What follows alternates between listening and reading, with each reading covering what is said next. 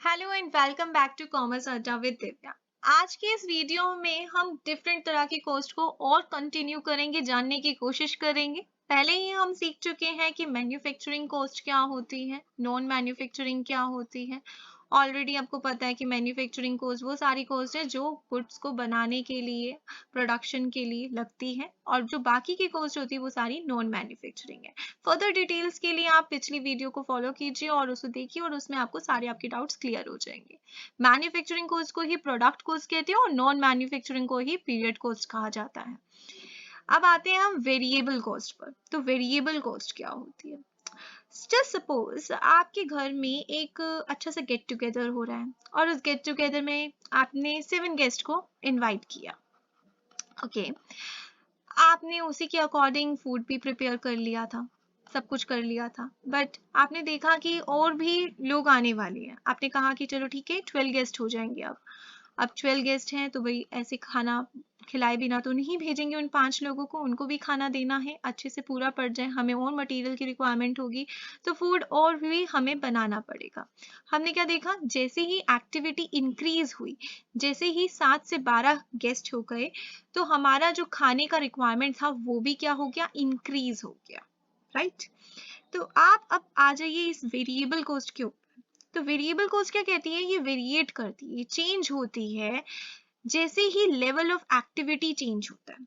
जैसे ही level of activity change होगा, वैसे ही ये कॉस्ट भी जो होगी वो भी चेंज होगी। तो change in proportion to change in activity.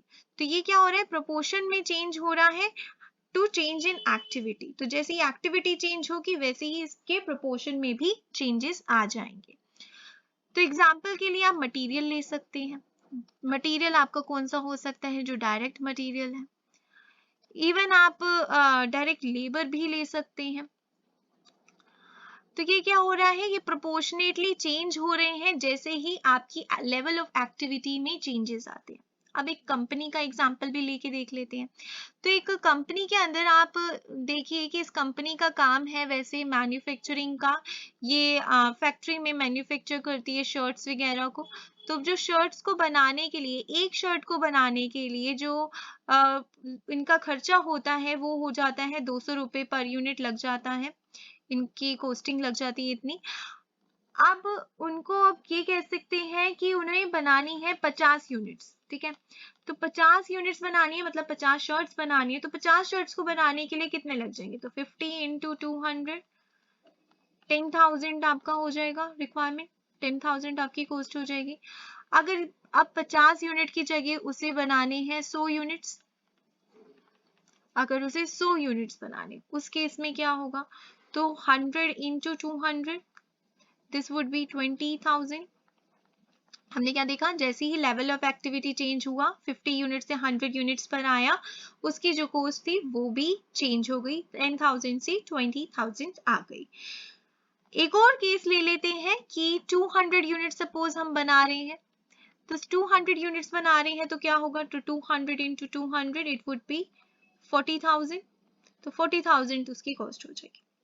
अब एक बारी हम वेरिएबल कॉस्ट देख सकते हैं कि क्या हो रही है, 10,000 हुई, फिर 20,000 तक पहुंच गई, फिर 20,000 से 40,000 तक पहुंच गई। तो हमने ये देखा कि किस तरह से ये वेरिएट हो रही है, चेंजेस कैसे हो रहे हैं।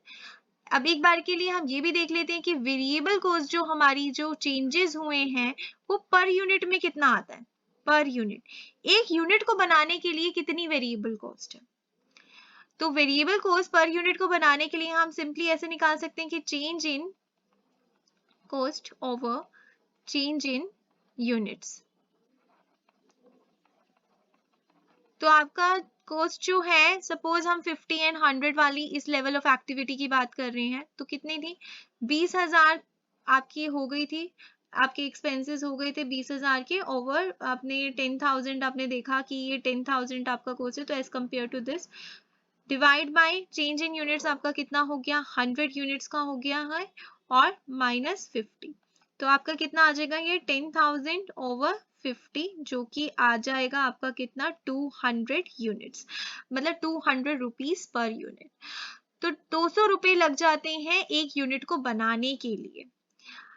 वेरिएबल कॉस्ट पर यूनिट एक और लेवल ऑफ एक्टिविटी पे भी चेक कर लेते हैं ताकि हम वेरीफाई कर सके क्या variable cost per unit change होती है। जैसे वेरिएबल कॉस्ट चेंज हो रही है, 50 यूनिट पे 10,000 थी, 100 यूनिट पे 20,000 थी, 200 यूनिट पे 40,000 थी, तो क्या वेरिएबल कॉस्ट पर यूनिट क्या ये भी चेंज होती रहती है कि नहीं होती है, इसका देखते हैं।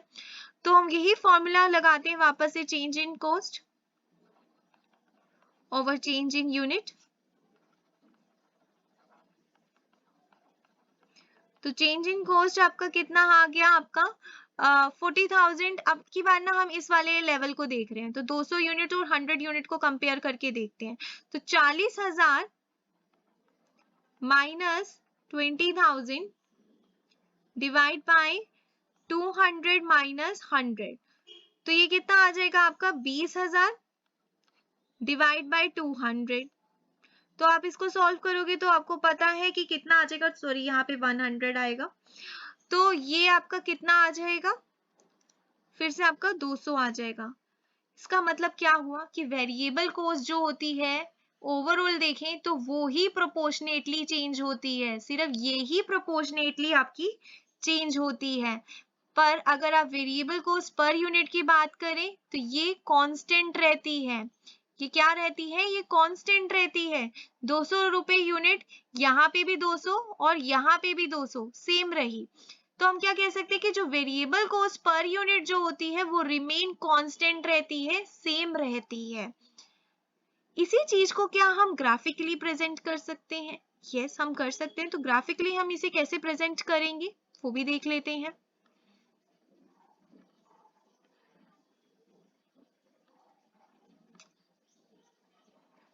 तो वेरिएबल कॉस्ट ग्राफिकली हमारी कैसे होगी, अभी इसी वाले पॉइंट्स को हम लिखते हैं कि 50 यूनिट्स बनाई, 100 यूनिट्स बनाई, देन 150, देन क्योंकि मुझे स्केलिंग के वे में ही लिखना होगा, तो ये हो गई आपकी नंबर ऑफ यूनिट्स, और यहाँ आपका हो गया नंबर ऑफ सॉरी आपका यहाँ पे हो जाएगा कॉस्ट आ जाएगी आपकी,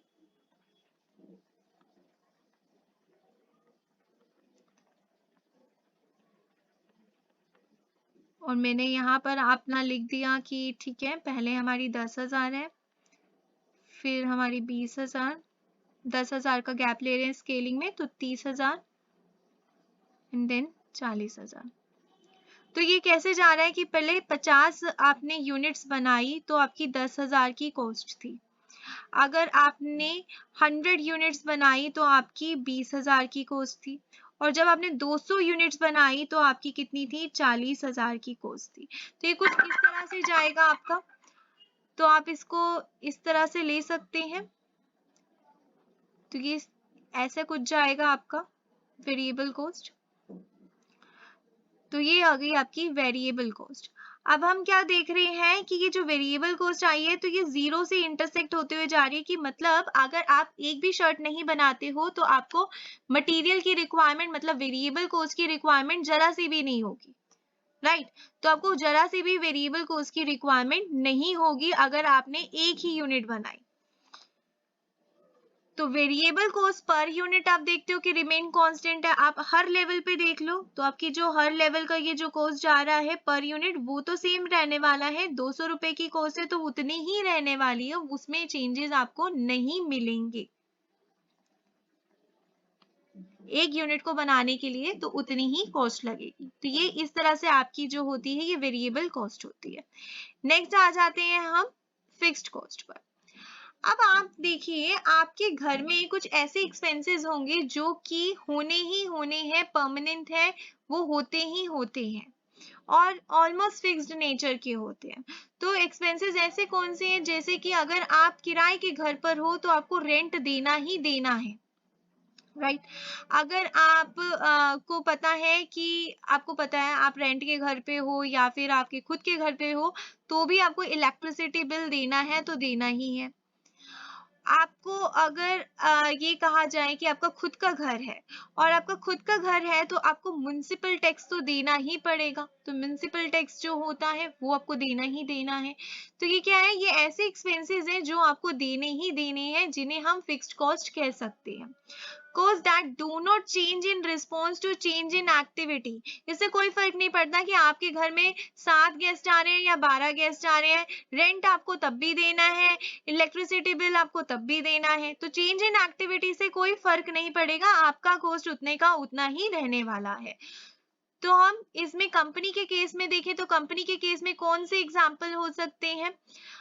एग्जाम्पल के लिए आप देख सकते हैं कि आपको रेंट देना ही होगा। अगर कंपनी का फैक्ट्री रेंट है तो जाएगा ही जाएगा, बिल्डिंग रेंट है तो जाएगा ही जाएगा, इलेक्ट्रिसिटी बिल है तो देना ही देना है, अवॉइड नहीं कर सकते हो। चाहे आपका आपकी प्रोडक्शन बिल्कुल जीरो ही क्यों ना हो, तब भी रेंट तो आपको देना ही पड़ेगा, डजेंट मैटर। अब यहाँ पे बोला है AFC, AFC मतलब एवरेज फिक्स कॉस्ट जो है does change with change in level of activity, वो चेंज होती है। वेरिएबल कॉस्ट चेंज नहीं होती पर यूनिट, पर एवरेज फिक्स कॉस्ट जो होती है वो चेंज होती है। तो हम इसे कैसे लिख सकते हैं? इसे ग्राफिकली अगर हम देखें तो वो कैसा हो सकता है? जस्ट सपोज कि आपकी जो फिक्स कॉस्ट है वो 10,000 की है, आपकी फिक्स कॉस्ट जो है वो कितने की है? वो आपकी 10,000 की फिक्स कॉस्ट है।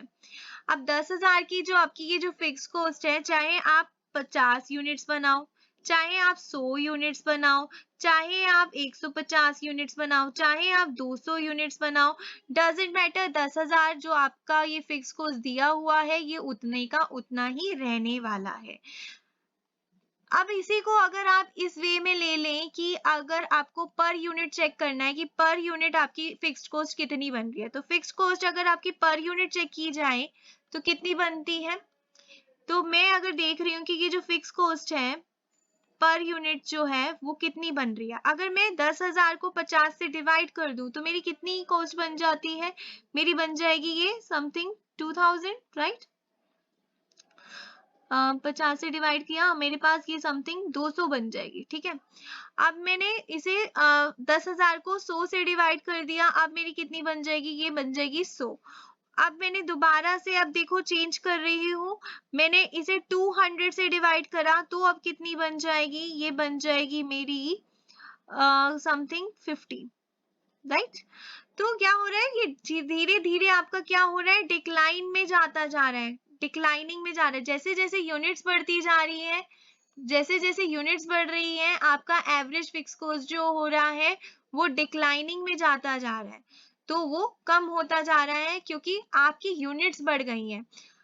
जस्ट सपोज एक एग्जांपल लेते हैं छोटा सा, आप एक रेस्टोरेंट में हो, आप एक रेस्टोरेंट में हो और आप 2 लोग गए हो एक रेस्टोरेंट में, ठीक है? 2 लोग गए और आपने 800 का ऑर्डर दिया हुआ था, आपने बहुत ज्यादा ऑर्डर कर दिया था, आपने आप दोनों के लिए भी वो मतलब ज्यादा ही था। तो आपने देखा आपके 2 दोस्त और लोग जा रहे थे, मतलब रेस्टोरेंट के पास से ही निकल रहे थे, आपने उन्हें कहा कि तुम भी आ जाओ, हम कॉन्ट्री करके खा रहे हैं तो तुम भी कॉन्ट्री कर देना, मिलके खा लेंगे। तो अब क्या हो रहा था? पहले ही हो रहा था 2 ही लोग थे, 2 ही लोग थे तो 800 रुपए का बिल था, तो पर इंडिविजुअली अगर आप देखें इंडिविजुअली वो कितना कितना पे कर रहे होंगे? 400 पे कर रहे होंगे। अब हो गए हैं 4 लोग, 2 लोग पहले थे, 2 लोग और आ गए हैं, अब हो गए हैं 4 लोग। अब वो कैसे पे करेंगे? अब वो 4 लोगों में बांटेंगे, अब 800 को 4 में बांटेंगे तो अब कितना पर उन्हें देना पड़ेगा? इंडिविजुअली अब उन्हें कितना देना पड़ेगा? 200 देना पड़ेगा। तो क्या हो रहा है? उसकी कॉस्ट कम हो गई, हम क्या देख रहे हैं? उसकी कॉस्ट कम हो गई। वैसे ही कंपनी में जितनी यूनिट्स फिर बढ़ती जाती हैं तो पर यूनिट जो आपका फिक्स कॉस्ट होता है वो भी आपका कम होने लग जाता है, तो वो भी आपका एवरेज फिक्स कॉस्ट जो होता है वो डिक्लाइनिंग में आने लगता है जैसे जैसे यूनिट्स आपकी इंक्रीज होने लगती है। तो यही आपको बस समझानी थी कि वेरिएबल कॉस्ट क्या होती है और फिक्स्ड कॉस्ट क्या होती है। आई होप कि आप लोगों को ये सब चीज समझ में आ गई होगी अच्छे से। Thank you so much.